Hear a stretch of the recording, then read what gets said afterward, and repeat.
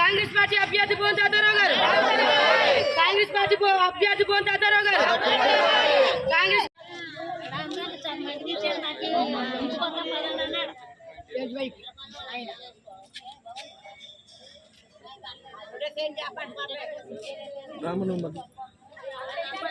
అవునండి.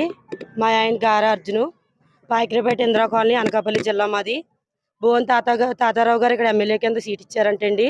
మేము ఫస్ట్ నుంచి కాంగ్రెస్ పార్టీలో మేము నాయకులుగా తిరిగామండి. మరి ఆ విధంగా బోన్ తాతారావు గారు ఫోన్ నెంబర్ తీసుకుని మా ఆయన గారిది వచ్చి బిజ్జీలోకి వచ్చి ఇలా జనాన్ని ఎట్టండి 3000 2000 జనమైనా పర్లేదు అన్నారని చెప్పి మా ఆయన గారు మొత్తం కాలనీలన్నీ తనిఖీ చేసి 1500 మంది జనాన్ని ఎట్టారండి. 1500 మంది జనాన్ని ఎట్టిన తర్వాత ఆ జనం 7ంటికి వచ్చి 1 గంట వరకు ఎండలో మరిగారండి.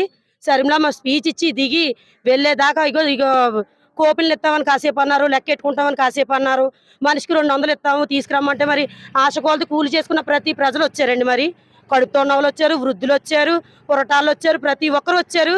వాళ్ళందరూ ఇప్పుడు వచ్చి మా ఇంటి మీద పడుతున్నారు. మేము ఏం చేయమండి? మరి మా 3 పిల్లలు చచ్చిపోవడం తప్ప మాకు దారి లేదండి.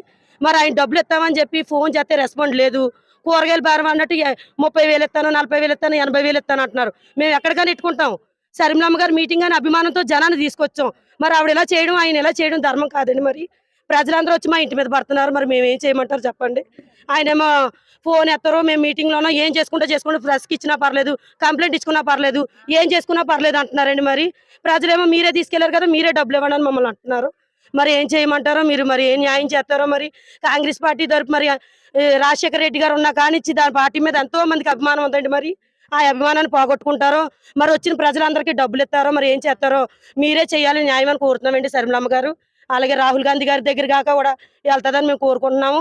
మరి మేము బోన్ తాతారావు గారిని అభిమానంతో సరిమలమ్మ గారు మా ఇంటి ఆడపిల్లలాగా ఓట్లేసి గెలిపించుకుందాం అని అనుకున్నాం. మేము ఇప్పుడే ఇలా చేస్తే రానున్న రోజులకి మాకు ఏం చేస్తారండి ఆయన చెప్పండి? మరి మా ప్రజలకు ఏం న్యాయం చేస్తారో, మరి డబ్బులు ఇస్తారో, మరి మా ప్రజలందరినీ ఏం చేయమంటారో మీరు న్యాయం చేస్తారని కోరుచున్నానండి.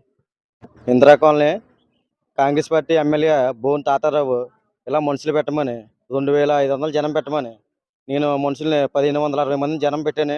ఎవరికి రూపాయి ఇవ్వక నా ఇంటి మీదకి వచ్చి పడుతున్నారు. మనిషికి 200 చొప్పున పెట్టాను మనుషుల్ని. వాళ్ళందరూ వచ్చి నా ఇంటి మీద పడుతున్నారు. ఇప్పుడు 4 రోజులు అవుతుంది. 27వ తారీఖున పెట్టాను. ఇప్పుడు వచ్చి ఎవరో రూపాయి ఎత్తలేదు, ఫోన్ చేస్తున్నారు, రెస్పాన్స్ లేదు.